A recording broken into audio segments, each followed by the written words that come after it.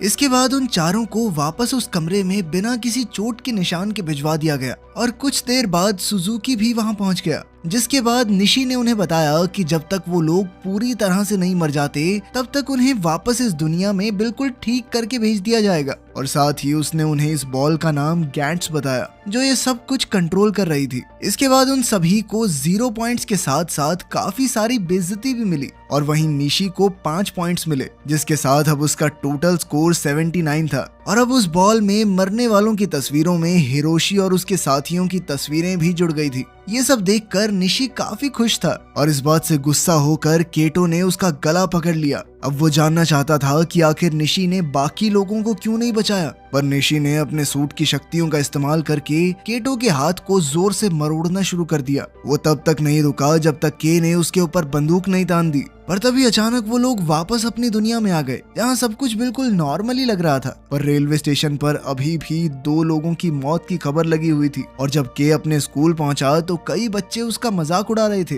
पर वहीं कोजिमा चुपचाप उसकी ड्राइंग बना रही थी। साथ ही उसने के से दोस्ती करने की कोशिश भी की पर के ने उसे कोई खास भाव नहीं दिया।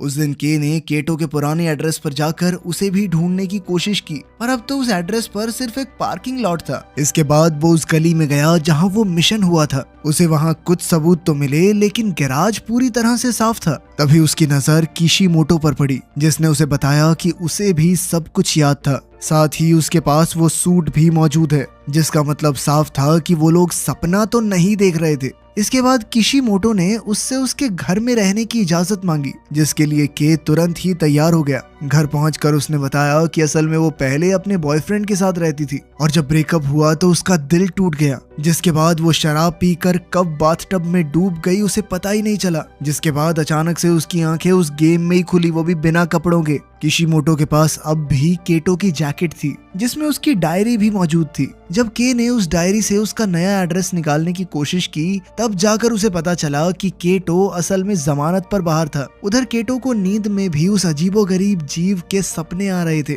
और जब वो घबराहट के मारे बाथरूम में गया तो उसका छोटा भाई आयुमु उससे उसका हाल चाल पूछने आया, लेकिन केटो ने उसे झूठी तसल्ली देकर वापस भेज दिया। जैसे ही आयुमु वहां से गया ठीक उसी वक्त केटो के और उनके बाकी साथियों के साथ साथ 3 नए लोग उस सफेद कमरे में पहुंच गए जिसमें एक औरत, एक बूढ़ी दादी और एक रोता हुआ छोटा बच्चा शामिल थे। तभी गैंट्स ने उन्हें उनके आज के मिशन के बारे में बताया जिसमें उन्हें तनाका नाम के एक एलियन को खत्म करना था। साथ ही निशी ने उन्हें ये भी बताया कि वो लोग कभी भी गैंट्स से नहीं बच सकते और जितने भी लोग मरेंगे उतने नए बुला लिए जाएंगे। और ये बात सुनते ही के और केटो समझ गए थे कि